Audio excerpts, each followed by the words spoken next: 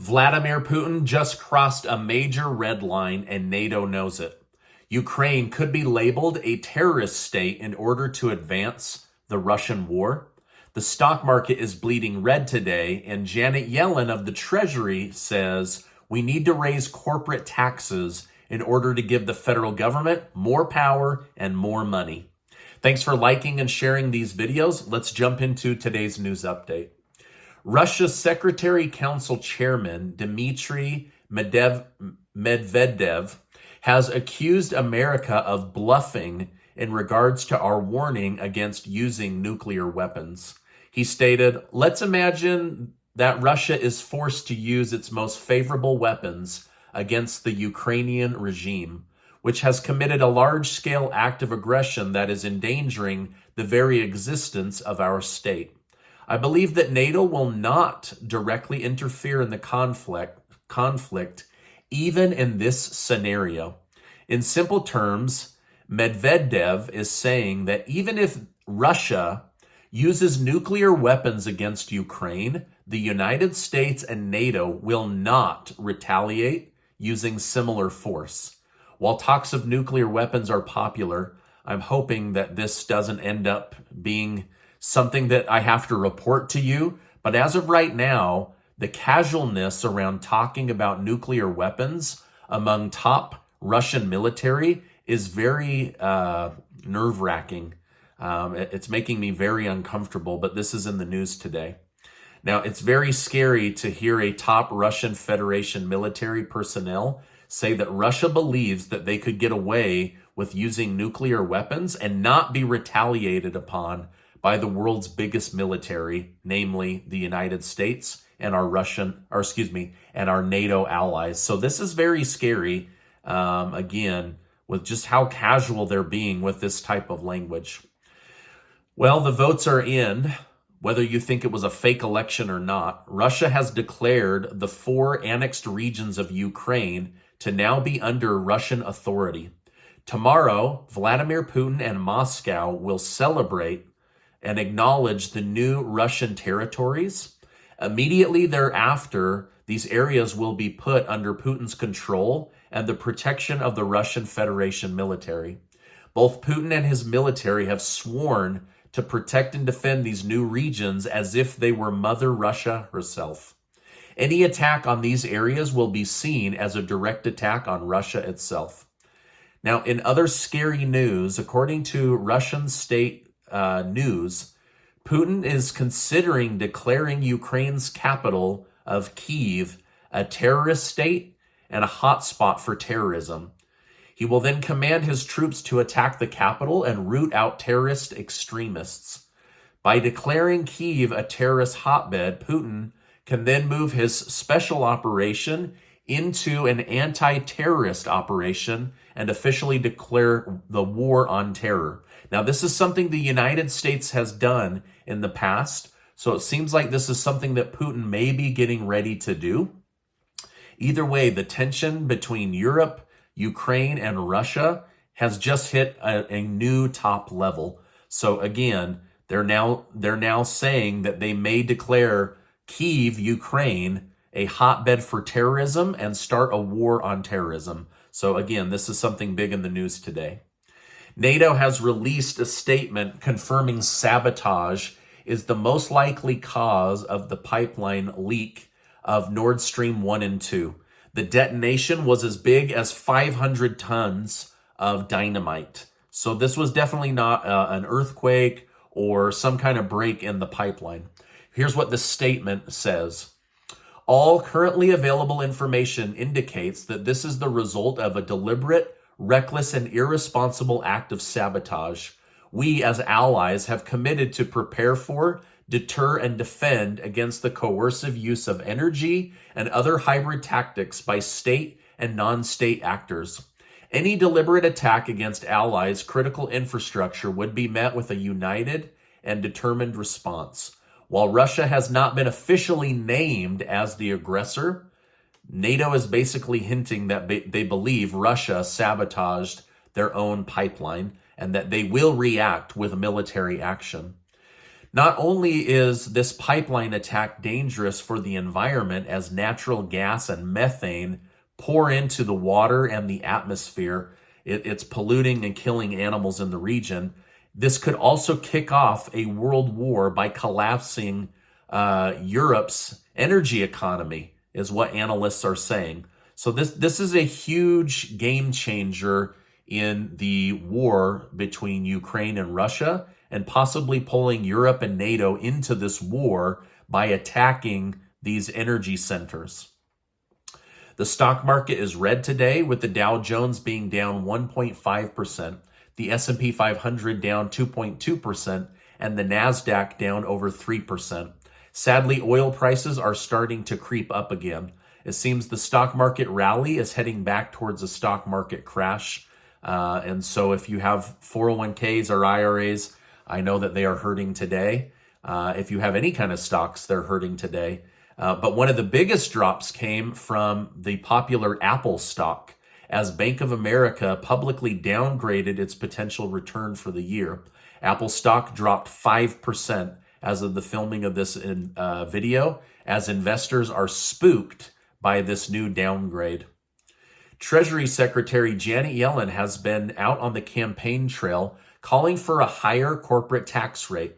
If she gets her way, the average tax rate would be nearly 33% after considering both state and federal factors. Experts warn that this would put companies in the United States behind their counterparts in other countries that have much lower tax rates. As it currently stands, the United States is expected to collect around $5 trillion in taxes this year going forward. And although collecting more tax is good for the government, it doesn't do much for helping lower inflation for everyone else.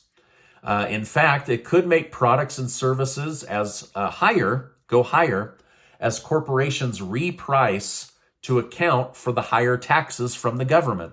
So basically, taxes are raised on corporations. Corporations raise taxes on middle and lower income families to then pay the government.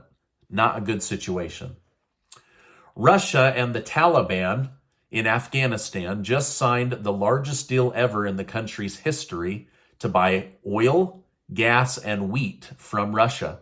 China says that they will also do all they can to support the Taliban as they seek to recover from U.S. occupation. So basically, Russia's now, a vacuum is pulling Russia into Afghanistan and China into Afghanistan, and they both say that they want to help the Taliban recover from the horrible U.S. occupation that they went through for 20 plus years.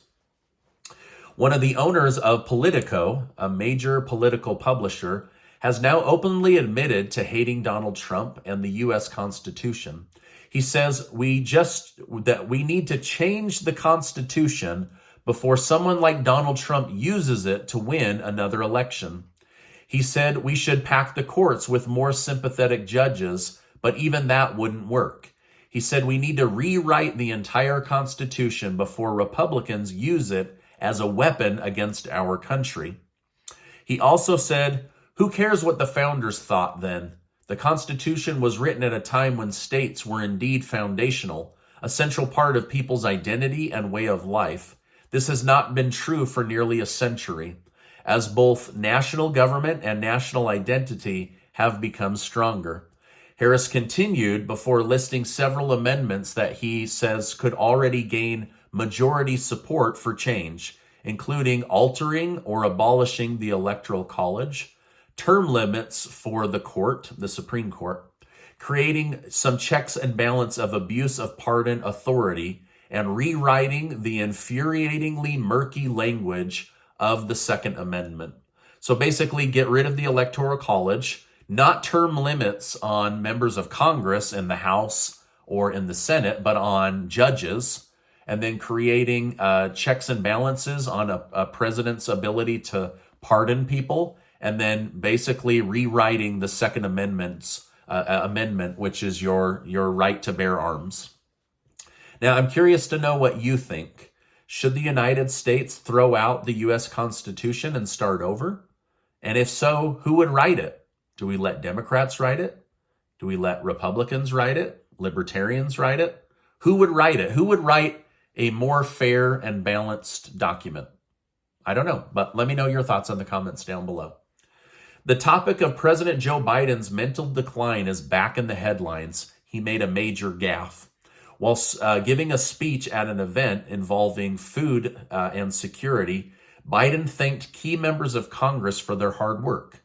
One of these key members was Representative Jackie Walorski, who sadly died in a car crash last month.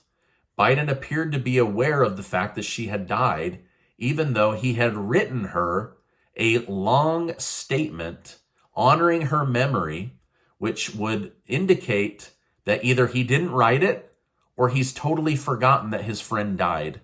Either way, Biden appears to have forgotten that that this woman has passed away, and that he worked with her for a long time in Congress. So anyway, that's back in the news now. Regarding student loan debt forgiveness, it continues to be held up in court by two large lawsuits claiming that the use of taxpayer money to forgive this much student debt is illegal. New polling data surrounding this topic shows 64% of Americans are against student loan debt forgiveness, but for different reasons.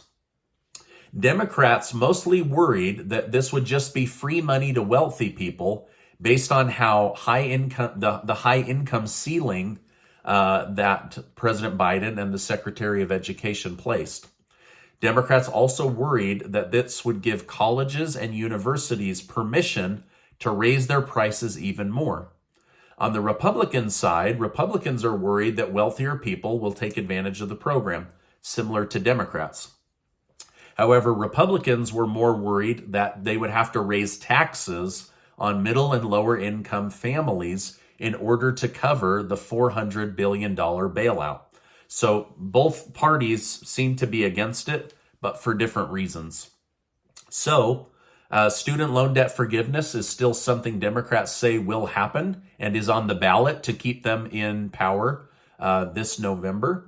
However, I just want to be upfront with you. These free money programs are stuck in the court system. As Hurricane Ian passes through Florida, millions of people are now without power. President Biden and Governor Ron DeSantis have talked regarding next steps. President Biden's press secretary reported the president told the governor he is sending his FEMA administrator to Florida tomorrow to check in on the response efforts and to see where additional support is needed. The president and the governor committed to continued coordination. This is really good because publicly they've kind of been at each other, but now with this massive hurricane, they just need to work together for the good of the American people. Governor DeSantis said the floodwaters were bad and that he compared it to a 500-year flood event. He said, I will continue to update people on the situation. Now, this is my update for today. As I know more, I will definitely come on and share more with you. Lots going on every day, right?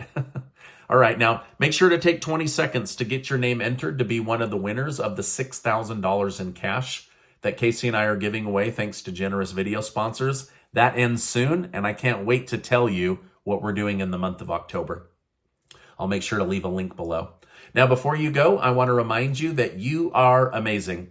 Make sure to check out this video and be subscribed to the channel. Hey, I appreciate you stopping by today, and I'll see you on the next video.